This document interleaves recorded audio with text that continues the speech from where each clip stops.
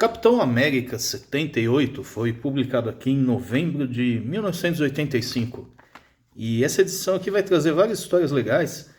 A primeira é um What If, se o Capitão América tivesse sido eleito presidente da República.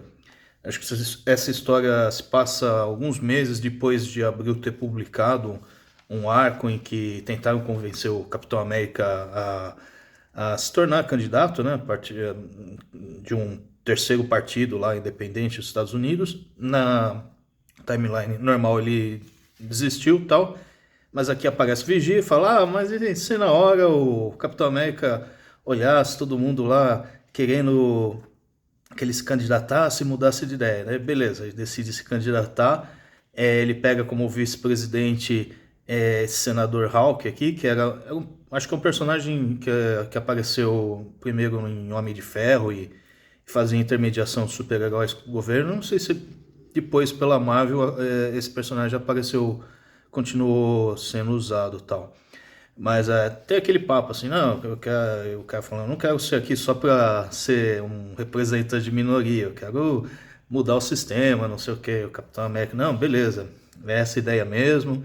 Aí tem as eleições, né, na época lá que tinha o Reagan também, e aí o Capitão América falou, né, vocês ficam me enchendo o saco que eu não revelo minha identidade e tal, mas assim que eu for eleito eu vou revelar quem eu sou tal. E aí ele ganha a eleição tal, revela a identidade, assim que ele revela tentam matar o cara, assim, aí ele bota o capuz, vai lá e prende quem tava tentando assassinar o cara e começa a governar.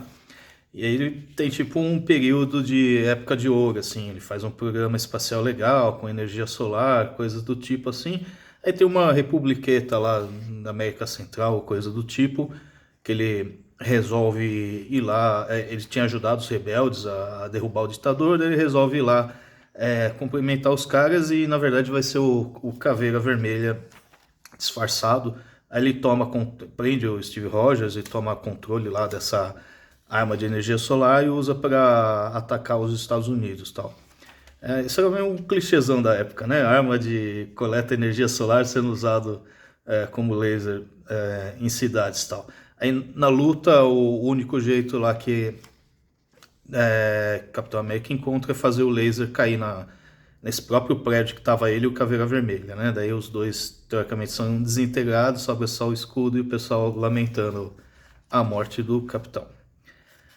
Propaganda do Instituto Universal. A segunda história, é uma curtinha aqui do Luke Cage e o Filho de Satã. Eu nem lembrava desse personagem, Filho de Satã, acho que o sobrenome dele é Hellstrom, alguma coisa assim.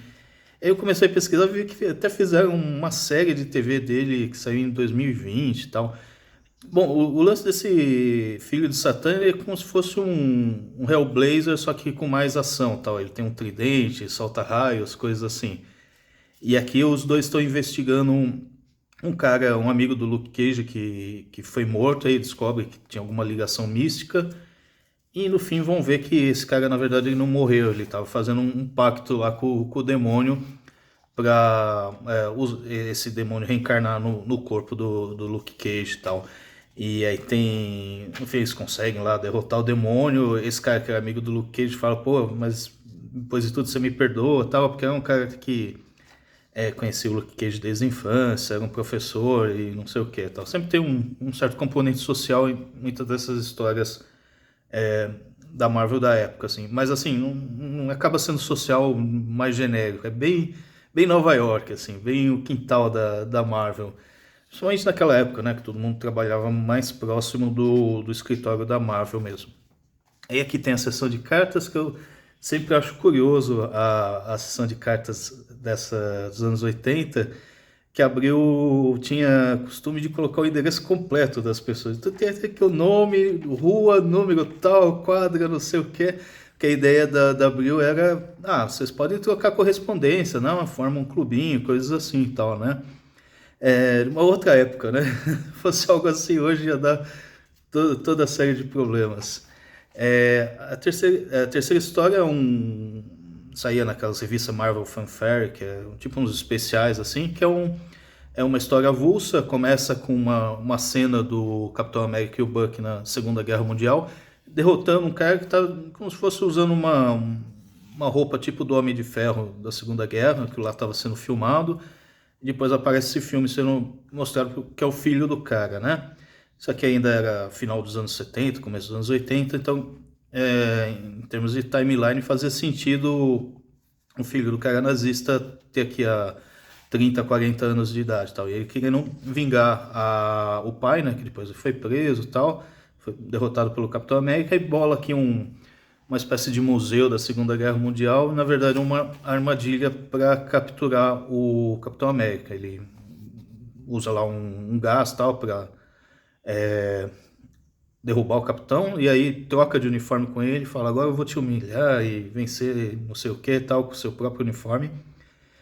Mas no fim, esse cara, assim, ele, eu acho que é mais atlético e tal, mas não tinha nenhum superpoder e acaba sendo derrotado pelo Capitão América. E como eu tinha certeza que ia terminar dessa forma, que ele descobre a identidade, né?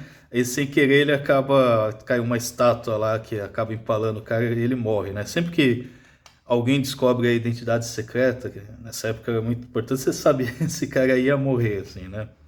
Pra continuar o segredo.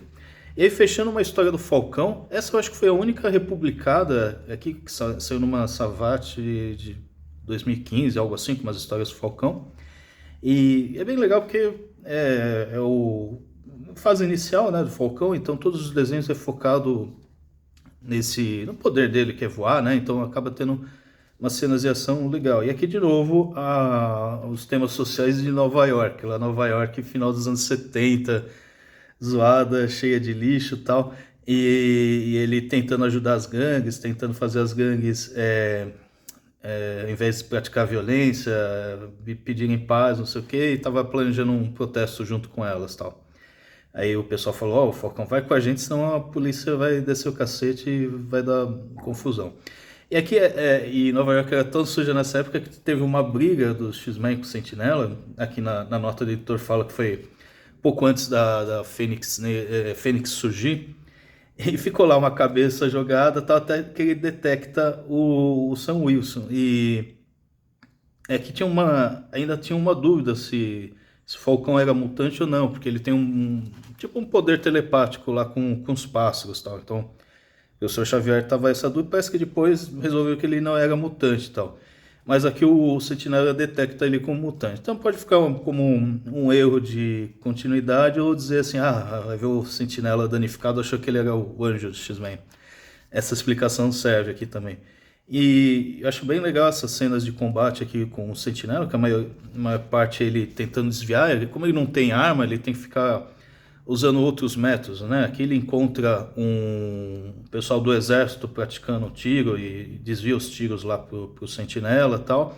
Mas no fim ele só consegue derrotar mesmo quando ele usa aquele poder de comunicar com os pássaros para mandar um passarinho entrar no cérebro do Sentinela e puxar lá uns fios e tal. Só que o problema é que isso enrola ele e não dá tempo de chegar lá na passeata. E toda passeata lá que o pessoal desconfia lá de quem está protestando, acaba tendo uma mega confusão, um dos caras morre, tem pancadaria com a polícia, e o pessoal da gangue que o Falcão estava ajudando fica puto com ele, fala, você decepcionou a gente e tal, e termina assim, essa coisa meio surfista prateado do Falcão, né? Eu só tento ajudar o mundo e tudo dá errado, mas o cara fala, eu não vou desistir, ainda vou tentar convencer esse pessoal. Então assim, história bem estilo final dos anos 70 da Marvel, né, que saiu aqui em 85, então pega histórias 79, 80 da Marvel e todas legais aqui. Acho curioso essa propaganda do Cometa Halley, que foi uma mega decepção na época. O cometa passou em 86 numa posição que eu acho que a cauda ficava um pouco visível, então todo mundo ficava tentando ver e não chegava porra nenhuma. Mas história bem legal.